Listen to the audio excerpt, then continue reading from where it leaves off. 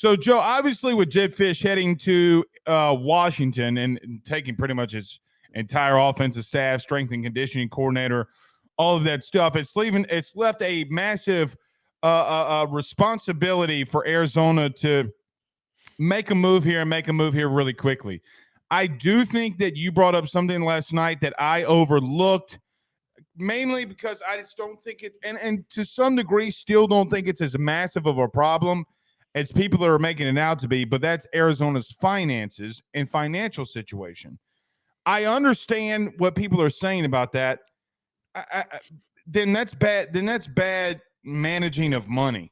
If you can't go get a head coach, I mean, look, there are guys out there. I think Barry Odom would make some sense in Arizona. He's actually the guy for me, Joe. I would legitimately make him tell me no more than once, and he probably would, because I don't think that Arizona is a very massive destination to go.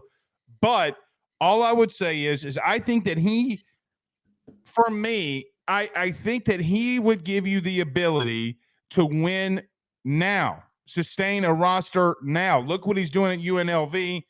That is my only option. Like, Joe, I have 4 names here. I scratched through every one of them, not named Barry Odom.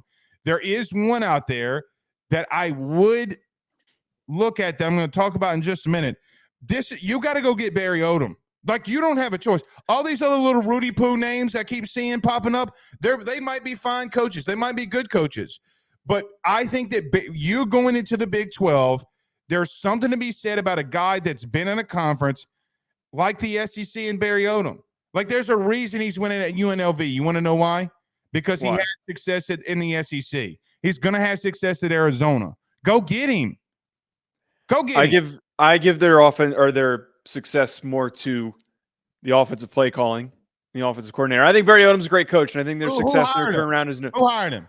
Okay, yes, Barry Odom hired him, but it was their second choice because Bobby Petrino was supposed to be the guy, and then he ended up leaving to go take the gig at Texas A&M. True. I don't disagree. I think Barry Odom is one of the first phone calls you make, but sadly, because as I've pointed out, because of the financial situation, you're not really in a position to continually keep offering money until they say yes.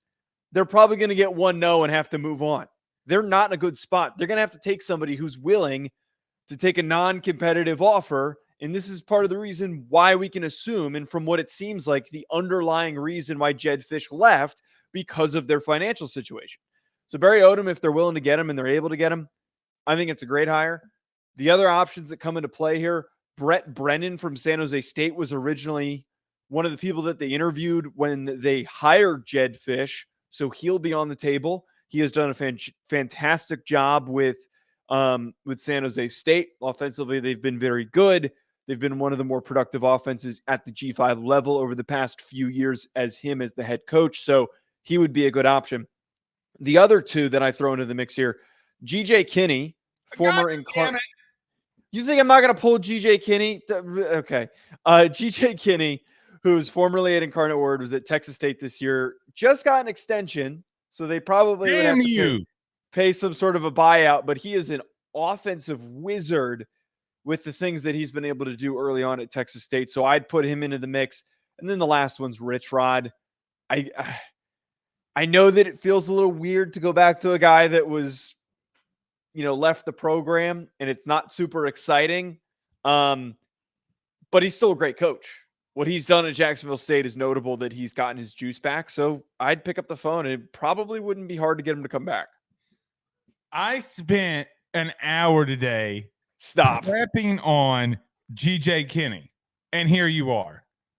Yeah, I spent a whole past season prepping on G.J. Kinney. Kinney, you didn't. You didn't even know who he was until I started giving him props.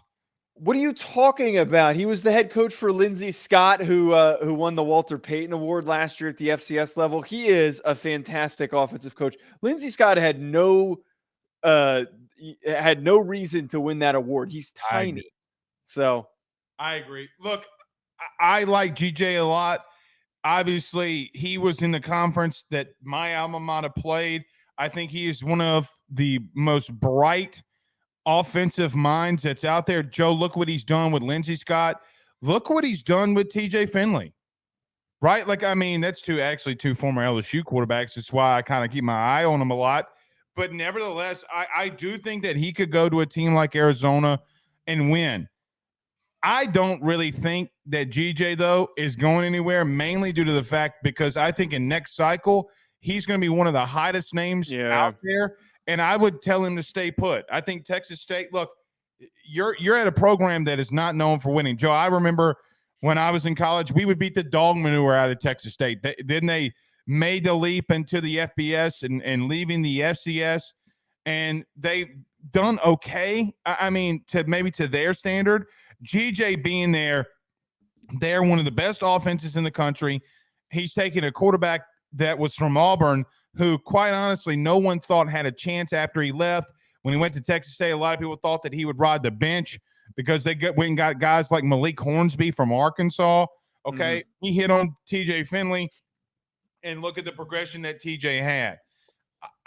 I think that if Barry Odom would want it, I'd go after him, and then GJ. Other than that, Joe, I do think that they're in a little bit of trouble, to be honest with you, because I really don't know of any coaches out there that would want to take that job, really. And look, here's the truth for Arizona.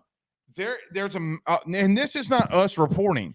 You got a lot of people out there reporting that they're in financial trouble. Well, you better figure it out and figure it out quickly, because if you can't go out there and pay a coach worth a damn, then you shouldn't expect a guy like Jedd Fisch not to leave.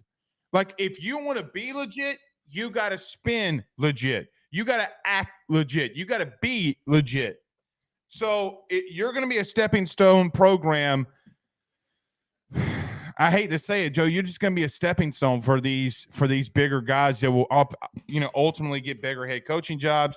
That's what Benelon is sorry, but that is what a school like Arizona is, and we'll just have to see what they do. But I would make Barry Odom tell me no.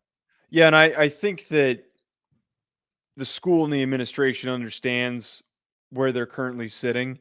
They knew that they weren't going to keep Jedd Fisch past next season. I just don't think that they expected that they were going to be in this spot right now where they would have to start to look for a new head coach this early.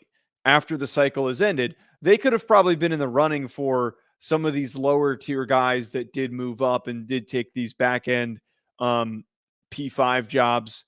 Maybe they could have been in the conversation for Curt Cignetti. Maybe they could have been in the conversation for Fran Brown. But their financial situation's completely effed up. I am not a financial expert. I just know that they're not really in a position where they can go and spend a lot of money, especially with the amount of financial commitment that goes towards their basketball program, which is the real priority. That, like you're saying, whoever they get, as soon as they start doing anything, they're going to jump to the next opportunity, or it's going to scare away a lot of guys that don't want to go to a program that is not in good financial standing. That has to be one of the scariest things that you can step into as a head coach, not knowing the financial situation.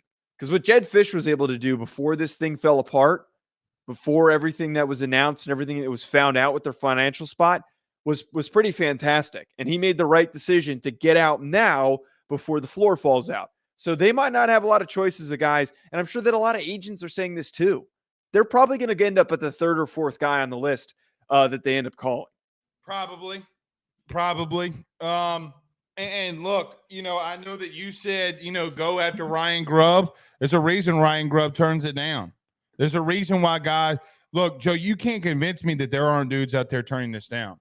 I think Jedd Fisch was a different breed in the sense of that, I mean, he knew he could go there and win.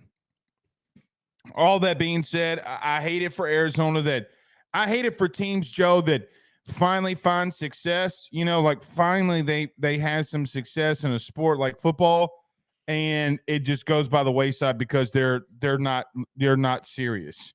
And I don't know why programs aren't more serious about football. Look at the money that you can make. Like, look at it. Why aren't you serious enough? Oh, we're a basketball school. Well, you're a dumbass. Okay, like if you do not want to be, go into debt. I mean, have you seen how much debt Cal's in? Oh, a ton. I mean, they're never going to put a commitment to football. Never. So, I mean, look, I hate it for their fan base. I don't know how they feel about it, but just be glad it happened, and hope that your AD hits on the next one. Now, what they're going to say, Joe, is they hit on Jedd Fisch, and they're not wrong because they did. And so let's see if they can make another hire like that. BetOnline remains your top spot for all of your live betting action and contests. NFL, college football, UFC, NHL are all in full swing. BetOnline is your number one source for wagering news, odds, trends, and predictions with both desktop and mobile access at any time. Head to BetOnline today and use promo code BELIEVE, that's BLEAV, for 50% off your first deposit. That is a 50% welcome bonus. Bet online, where the game starts.